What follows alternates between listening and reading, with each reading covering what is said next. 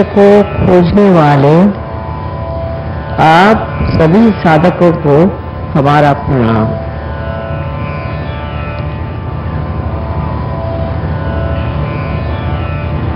आज तक हम ये जानते ही नहीं थे कि हमें केवल सत्य मिला नहीं।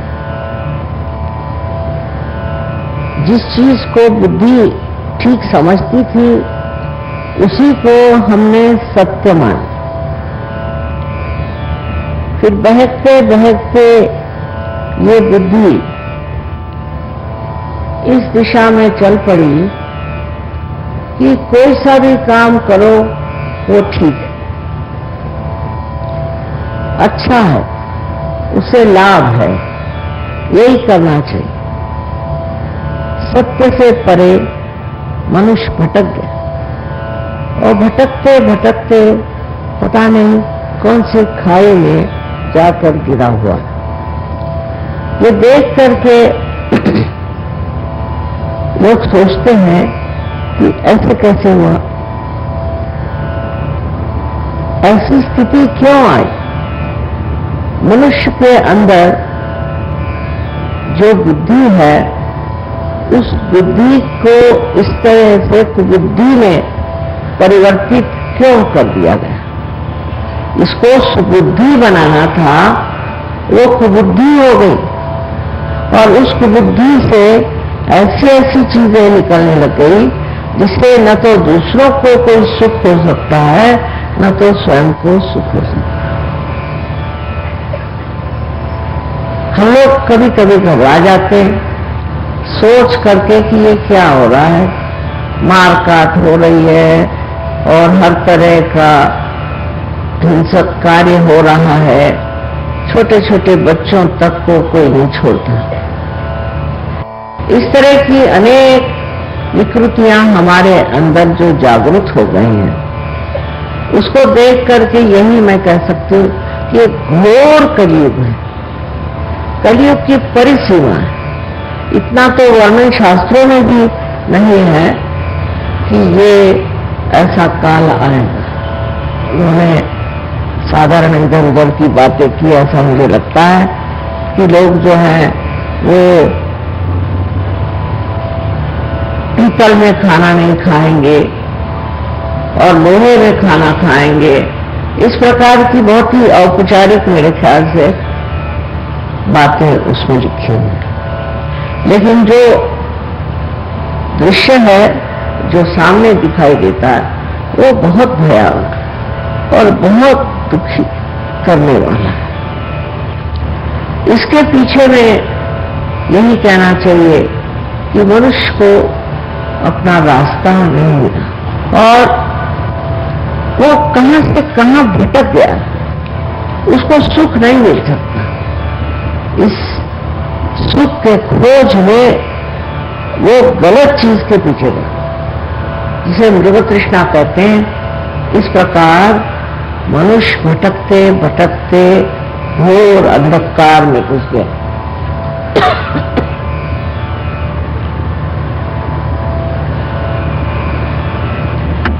वो ये भी नहीं जानता कि जो मैं कर रहा हूं ये कुकर्म है और इस कुकर्म का फल मुझको तो बुरा मिलेगा औरों को भी मिले। इस तरह की चीजें इतनी बढ़ गई हैं कि कभी कभी समझ में नहीं आता कि ये संसार कहां जाने वाला। अपने देश में अनेक प्रश्न हैं और देश में भी बहुत से प्रश्न हैं। ये सोचना कि बाहर के लोग बड़े ठीक हैं ये गलत बात है। वो भी खोज में लगे हुए हैं और उस खोज में वो देखना चाहते हैं कि किस तरह से वो उस स्थिति को प्राप्त करें जिसमें वो मनुष्यता तो कम से कम पाले। इसका जो भी परिणाम हुआ वो ये है कि मनुष्य निराशा में चला गया, उसके अंदर गहन निराशा आ गया और सोचता अब क्या करें, सब ऐसा ही चलना है, चलेगा, इसको तो ठीक कर नहीं सकते। ऐसे ही वक्त एक बात हमें याद रहना चाहिए, जो साधु संतों ने कहा है कि अपने ही अंदर खोजो, अपने ही अंदर सब पर काहे रे बन खोज न जाए, सदा निवासी सदा अलेपा तो है संगरम। वो कौन है, वो कौन सी चीज है जिसके बारे में सब संतों ने हिंदुस्तान में भी कहा है, बाहर भी कहा है, सब धर्मों में ही कहा हुआ। इतना विपर्यास धर्मों का भी हो गया कि लोग इस बात को भूल ही गए कि जो हमारे अंदर है उसे खोजना है, और हमारे अंदर हमारी आत्मा है। हर इंसान में ये आत्मा पूरी तरह से जीवित अवस्था में है। ये आत्मा जो है यही परमात्मा का प्रतिबिंब हमारे हृदय में है। ऐसी तो बातें सभी कहते हैं, सबने ही बताया कि ऐसी आत्मा है, लेकिन लोग कहते हैं मां हमने तो कभी जाना नहीं ऐसी कोई चीज होती। अब आपका समय आ गया इसे जानने का कि हमारी आत्मा, अंतरात्मा क्या चीज है, और इस आत्मा को हम किस प्रकार पा सकते हैं। ये आत्मा मानो जैसे अछूती अंदर सब चीज को देख रही है, और अपने प्रकाश को भी अपने ही अंदर समेटे हुए है। वो ये भी नहीं करती कि कहीं हम गलत काम कर रहे हैं तो उस गलत काम पे कोई प्रकाश डाले, क्योंकि हम तो अपनी सुबुद्धि को कुबुद्धि बना चुके, और हम देख ही नहीं सकते कि हम कोई गलत काम कर रहे हैं। हर तरह का गलत कर्म हम करते हैं और सोचते हैं कि हम तो बहुत अच्छे आदमी। इस प्रकार हमारी सत्सत विवेक बुद्धि भी खत्म हो गई। अब इसी आत्मा को पाने की बात है, और इस आत्मा को किस प्रकार पाया जा सकता है ये समझना चाहिए। इसी के लिए आपके शरीर के अंदर ही इसकी व्यवस्था है, कोई बाहर जाने की जरूरत नहीं। आपके ही त्रिकोणाकार अस्थि में एक शक्ति कुंडलिनी, एक पवित्र शक्ति स्थित है, और जब इसकी जागृति होती है तो वो 6 चक्रों में से गुजरते हुए अंत में ब्रह्मरंध्र को देखते हुए उस सूक्ष्म शक्ति से एकाकारिता करती है, जो परमेश्वर की प्रेम शक्ति है। ऐसे अपने शास्त्रों में लिखा था, लेकिन ऐसे तो कोई करता नहीं था। अपने देश से बहुत से साधु संत बाहर गए, मेरे ख्याल से मचिंद्रनाथ, गोरखनाथ गए होंगे, क्योंकि बोलीविया में भी वो सब जानते हैं, वो चक्रों के नाम जानते हैं, और वो कुंडलिनी के जागरण की बात भी जानते हैं। रशिया में भी मैंने देखा, और हर जगह देखती हूँ कि पुरातन जो पेंटिंग्स हैं, जो कुछ भी वहां चित्रकारी है, उसमें सब चक्र बने हुए हैं। आप अगर थोड़ा सफर करें तो आप हैरान हो जाए कि ये सब चीजें इन्होंने कहाँ जानी और कैसे जाना, ये किसने बताया। तो इसमें अपने यहाँ के कोई न कोई संत साधु गए थे, ऐसा बताते, और उन्होंने ये बातें बताई और हम लोगों को भी बताकर चले गए, और हमारे यहाँ भी लिखकर चले गए कि ऐसी कुंडलिनी आपके अंदर है। यहां तक कि जो नाथपंथी लोग थे उन्होंने इसके बारे में किसी को बताया नहीं, क्योंकि वो सोचते थे अगर किसी और को दे दीजिए तो लोग हैं वो उसका क्या इस्तेमाल करेंगे, क्या करेंगे, क्या न करेंगे। और हुआ है, जिन्होंने ये चीज पढ़ी वो दुनिया भर की झूठी झूठी बातें फैलाते हैं, और खूब उन्होंने पैसा कमाने का धंधा बना। तो इनका यही विचार रहा होगा कि ये सर्वसाधारण इंसान के लिए नहीं देना चाहिए, लेकिन किताबों में लिखा है।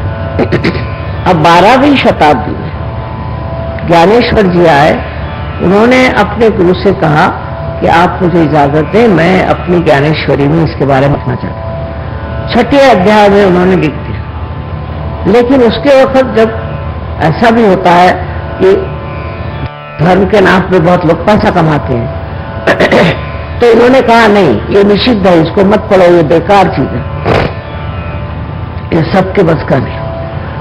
अभी मैंने एक बड़े भारी साधु बाबा का लेक्चर सुना, मुझे बड़ा आश्चर्य हुआ। उन्होंने कहते ये बना उनसे आसानी से नहीं आप समझ पाएंगे, पर एक तरह से गाली दी कि आप लोग सब प्रवृत्ति मार्गी हैं, निवृत्ति मार्गी नहीं है। अब प्रवृत्ति माने इधर उधर दौड़ने की आपकी जो क्रिया है वो आपका है।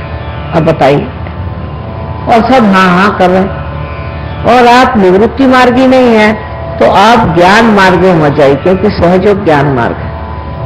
आप अपने तरीके से चलिए और गुरुओं की सेवा करिए, उनको पैसा दीजिए, उनको ये करिए वो करिए वो।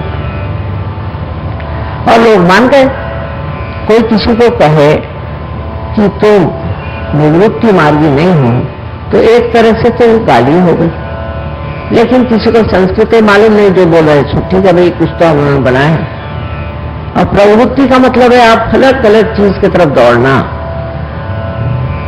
और इसलिए उन्होंने साफ साफ कह दिया कि आप सिर्फ गुरुओं की सेवा करिए। एक पोता भर के आप एक बहुत से ये ले आइए, कहते हैं जिसको कि मूर्तियां ले आइए, उनकी पूजा करें। अब बैठे हैं सवेरे 4 बजे से कर रहे हैं, फिर ये उपास करिए, वो तपास करिए, इतने कर्म कांड हमारे अंदर भर दिए कि हम उसी में लुटे जाना है।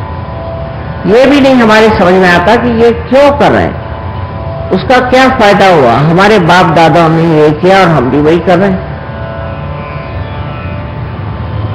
और मोहम्मद साहब ने भी साफ कहा कि मूर्ति पूजा बंद, क्योंकि पता नहीं किसने बनाई है, किस वजह से बनाई।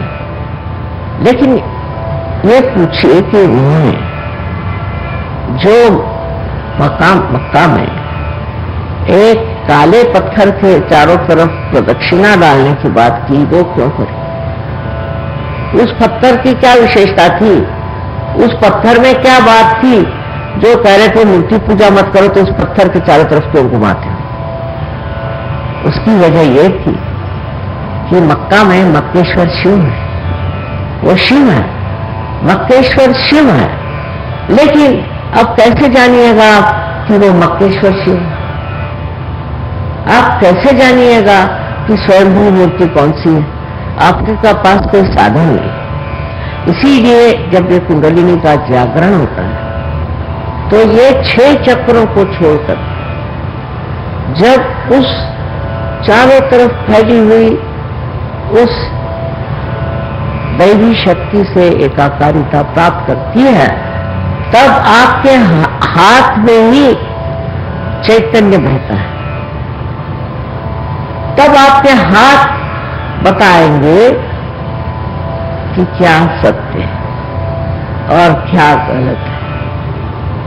इतनी सुंदर व्यवस्था हमारे अंदर पहले ही से बना के रखी, ये कुछ बनाने की जरूरत नहीं। अब आपके हाथ बता रहे हैं, माने आपके हाथ जानते हैं। ये भी मोहम्मद साहब ने कहा है कि जब कियामा आएगा तो आपके हाथ बोलेंगे। आ गया कियामा, अब इसे प्राप्त करो।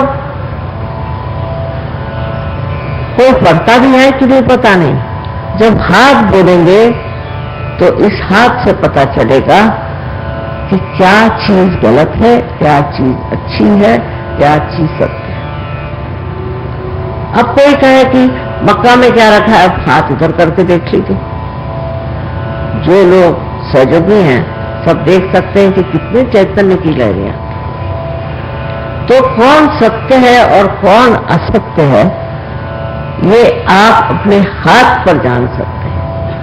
इसकी इतनी सुंदर व्यवस्था, ये पूरा यंत्र ही हमारे अंदर बना हुआ इतना सुंदर।